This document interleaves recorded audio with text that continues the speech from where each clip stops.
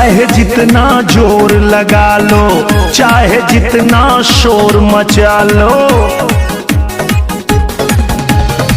चाहे जितना जोर लगा लो, चाहे जितना शोर मचा लो, जीतेगी बीजेपी ही।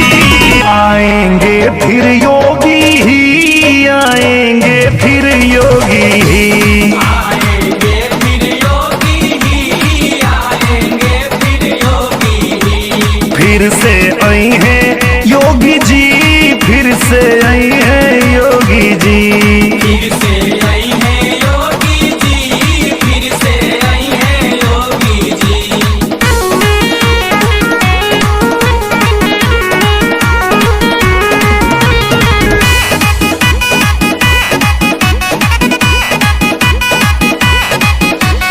भ्रष्ट लुटेरे चोर माफिया दंगाई सब साफ हुए, दंगाई सब साफ हुए, हाँ दंगाई सब साफ हुए।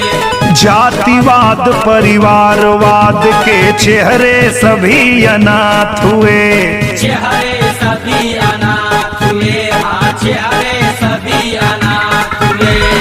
साजिश चाहे जितनी रच ले, साजिश चाहे जितनी रच ले, होनी है जो होगी।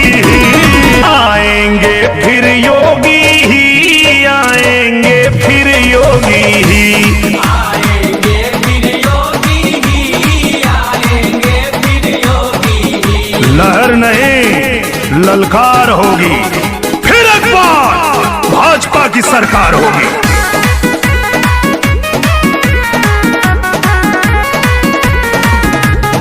सबको पेंशन मुफ्त में राशन, सड़कों का है जाल बिछा, सड़कों का है जाल बिछा, सड़कों का है जाल बिछा।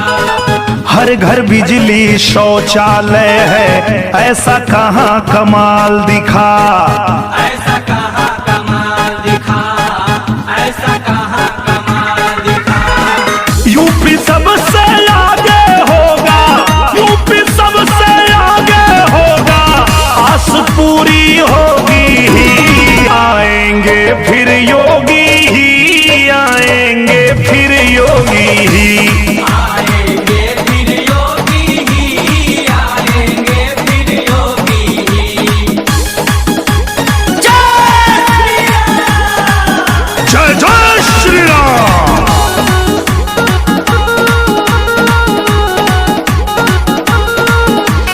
दिव्य कुंभ और भव्य अयोध्या, मथुरा काशी याद रहे, मथुरा काशी याद रहे, हाँ मथुरा काशी याद रहे। राम कृष्ण की गूंज उठी जो, हरदम वह आबाद रहे, हरदम वह आबाद रहे, हाँ हरदम वह आबाद रहे।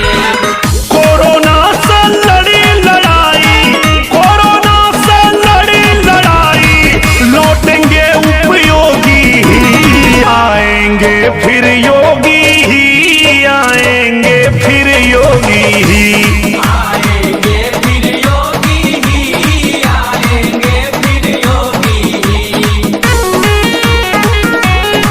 भारत माता की।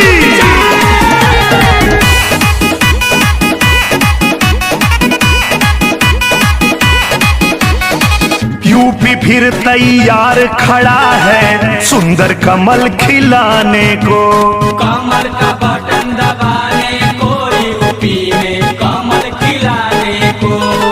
देश में नंबर 1 होने को, अपनी शान दिखाने को। एक बराबर है हम सब, अब सबको ये समझाने को। मोदी जी के अगुवाई में, मोदी जी के अगुवाई में, जीत बम्पर होगी ही। आएंगे फिर योगी ही, आएंगे फिर योगी ही, आएंगे फिर योगी ही, आएंगे फिर योगी ही। फिर से आई हैं योगी